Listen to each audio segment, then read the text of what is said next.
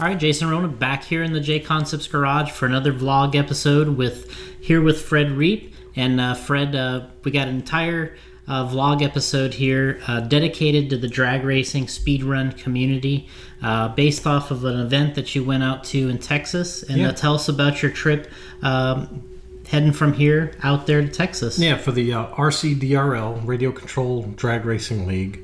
It was their 7th annual Super Nationals out there in Texas. We were at the Texas Motor Speedway, and 273 entries. It was a new record for those guys. They were super excited, and it's a great crowd, great crew. Michael Mercadel, he did an awesome job with his crew.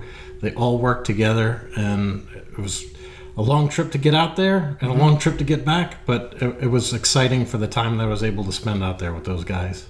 Yeah, I mean, it's something that we have kind of done for the last several years, getting into the community with the drag racing. Yeah. Obviously, a lot of the racers turned us on to going to this event, and it's been kind of important for us to go out there and touch base with a lot of the racing that's going on. And this is in a structured environment. A lot of the racing that goes on, the street racers who exist in the RC world, but this is the organized racing, right? Yeah, this is organized, brings all the organization into one, racing facility. They have the timing equipment, they have the software, they have the crew, they have the prep course, the track, the pit area. Everything's ready to rock with those guys, and it's awesome. You kind of have your two different groups. You got your street racers, and when you put it in the organization and set it down on that tree, there's a lot of things going on, and adds for a lot of excitement. Yeah, I mean, since we've been involved in this drag racing segment or just any kind of speed based running vehicles, we're traveling around at different events, and we're bumping into different shops. And we were just at RC Madness in Enfield, Connecticut, and he said that he's getting a lot of drag racing drivers and influence into the shop, and it's starting to bring product through. And he's told me that he's considered putting in permanent drag racing pavement and things there, just because he feels that, like you said, there's the guys that want to do the street racing that's just going all out, but then there's also a good amount of guys that want to test the skills head to head and race competition. Right. Once you put the Christmas tree up there, there's a lot of things going on. How to cut the light. There's bracket forms of racing. There's pro tree racing. There's a different kind of varieties that you can all mix together there. And whether you do it in a parking lot or in a completely finely tuned prep course, it's fun. It's easy to get into. Yeah. So kind of a couple things that we wanted to highlight. About the event was we had a best in show. Jeff Schmidt using actually this body here, the 66 Chevy truck body, and tell us about kind of seeing that thing in person and kind of what you saw while you were there. Yeah, he did an awesome job on that truck. I mean, if you go through our videos here, all these drag cars that are out there, again, 273 entries. There's like Top Fuel, you like the dragsters, you like the no prep, or it's really neat. A lot of guys are getting excited, and again, bringing it now to a grassroots level, local hobby shop level. I mean, it's gonna keep growing. When I travel around, there's a lot of people that ask me a lot of questions about drag racing, and I think one of the big ones that I get all the time is, what's the difference between drag racing and then like speed run guys that just do speed runs? Yeah. Because I think sometimes everyone just thinks, well, as long as you're going fast, that's called drag racing. But to me, there's a big separation when I think about it, because when I think of speed runs, I think of people trying to set, top speed type records, and they're doing it in almost an unlimited space. Right. So they're just going for as far as they can see the car, or as far as it has range, what's their top speed. Right. And in this situation, just like the real thing, you're limited by the space, the distance, and then the tree. Yeah, here they're using a scale, 132 feet for a quarter mile. Yeah, this is a whole two different animals, I would say. You got the drag cars, you're staged, you're running for a time, where the speed run, it's a more long drawn out thing. drag racing, you could be really fast. There were cars hitting over 100 miles an hour and 132 feet. That's amazing. Yeah. But, a lot of these guys trying for the speed runs, they need a bit longer distance, again, as far as you could see it or as far as the car will go on your remote. But, two different animals. And, that's makes it hard for us, where we want to participate in both, but you got to make the tires and wheels and bodies survive. Yeah, it's like you said, it's two different things. And when we're working with the Street Eliminators here, we started with the Slash that you built with the Bandit arms. That's become kind of the that one drawing, that one illustration's become very famous with the Street Eliminator class, which was, this is kind of how you start, this is how you get going. And it was based off of the car we built, and we built our bodies around that structure of the size of the vehicle. Right. Not only myself, JD Crow, he kind of helped us with the baseline idea. I kind of took it a step further, kind of refined it, made some corrections on it to maybe make the car easier to produce from an average hobbyist. Yeah. Our old Nova out here was the first one 3 years ago. We were out there with that thing. Still a crowd pleaser as far as old as that thing is. But taking that baseline and then running with it, it's going to work.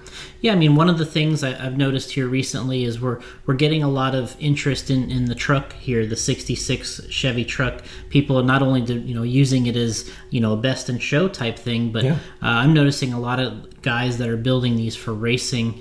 And what we did with this one is we've actually made it a little bit wider, so we have a little bit more flexibility inside the chassis for the guys that are always a little bit on the edge, or they want to run them a little wider. Right. We've made that kind of adjustment on this body. Yeah, again, it's you want to race, you want to be a hobbyist. There's a couple different things we can do with the wing and taking the roll bar out of it. Having more of a pickup truck look. So there's a couple different variations that we actually tried with the King Sling, which has actually worked pretty well for us. Yeah, just trying to get a little bit innovative in terms of how to put these parts together, still make it somewhat affordable, and guys can kind of build that vehicle and that still has, that they have a vision of. Right. Yeah, I have a couple visions for it as well. I've old buddy with a steamroller that looks like that. I think I might take that on as a side project. So, we brought a few products out there. Yeah. Like we talked about earlier, we do have, the Nova, the Chevy Nova 2.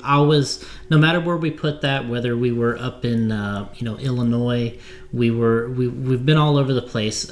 People come up to that Chevy Nova. They love that Nova. And they love that Nova. And, that was one of the ones that JD asked us for when we first started, and still it resonates with a lot of people, right? Yeah, fan favorite. They love the classics. Again, here we have the 60s here represented very well. The 67 Chevelle, this is another crowd favorite here. We've got the nice two-tone with the vinyl top on it. Yeah, it's awesome.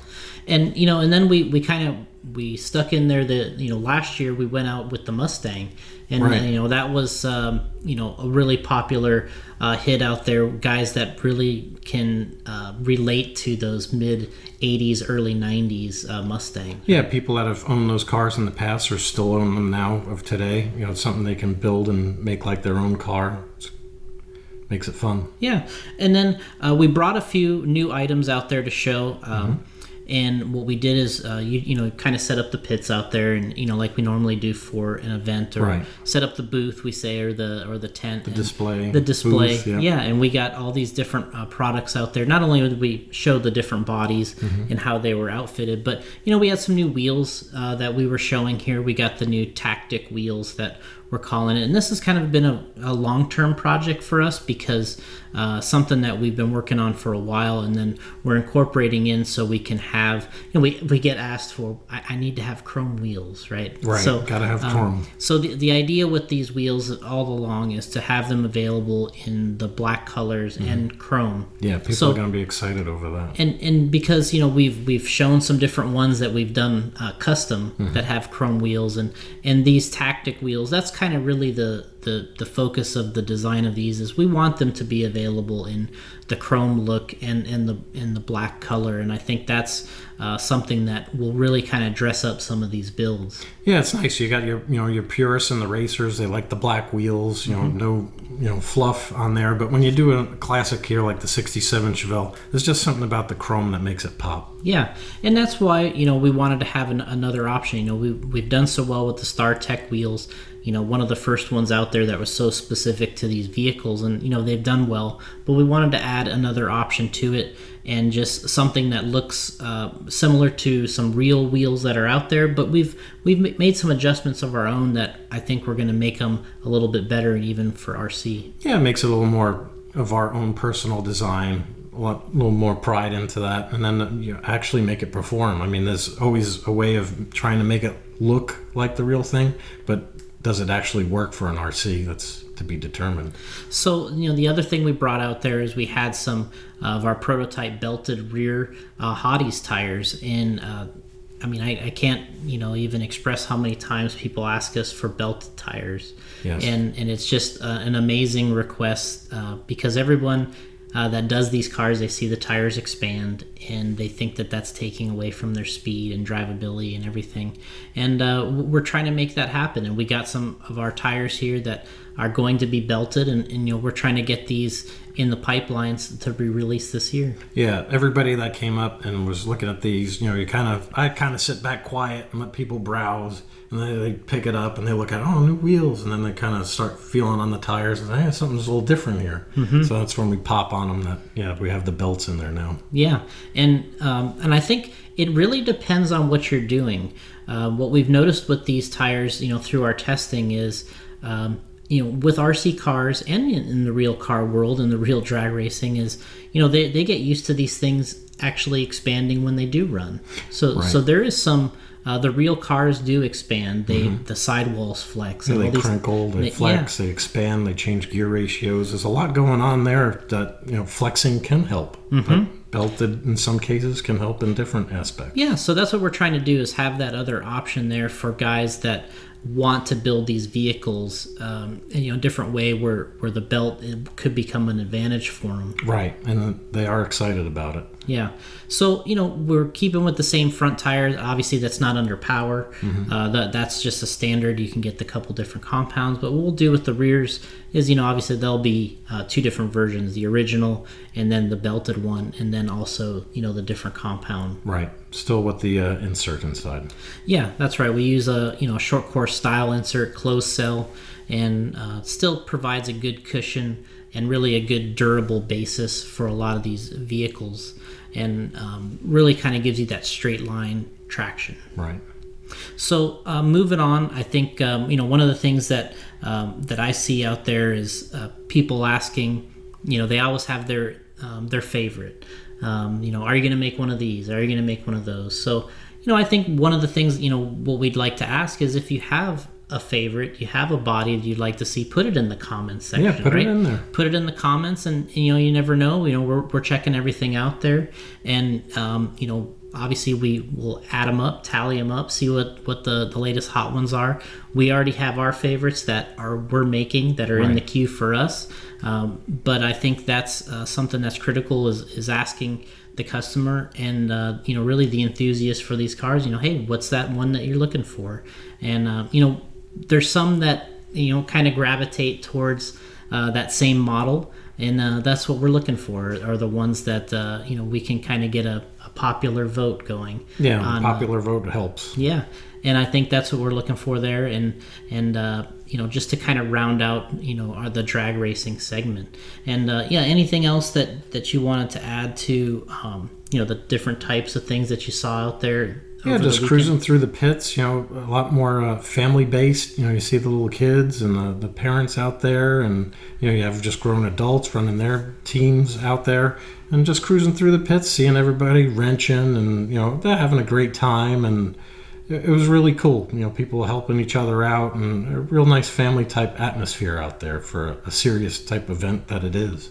And this is almost, or really is, has some international flair to it, right? There's people that come in from other areas, and in sometimes other countries. Yeah. It depends on the type of event, but it's drawing quite a bit. But we had a crew from Puerto Rico come out there. They're very serious about their RC drag racing, and those guys are working for podiums out there. So yeah, they are serious. They are around the world, and it's just getting these guys to a common place to lay these things down and have some fun racing. Well, that's it for now, and thanks for joining us here. Keep an eye out for some new drag racing products from us. We talked a little bit today about the belted stuff, but we also have some speed run stuff in the works. Yeah. And keep an eye out for that. We appreciate you watching, and if you like, subscribe to the video, ring that bell, and let us know how you like the video, and we'll see you next time.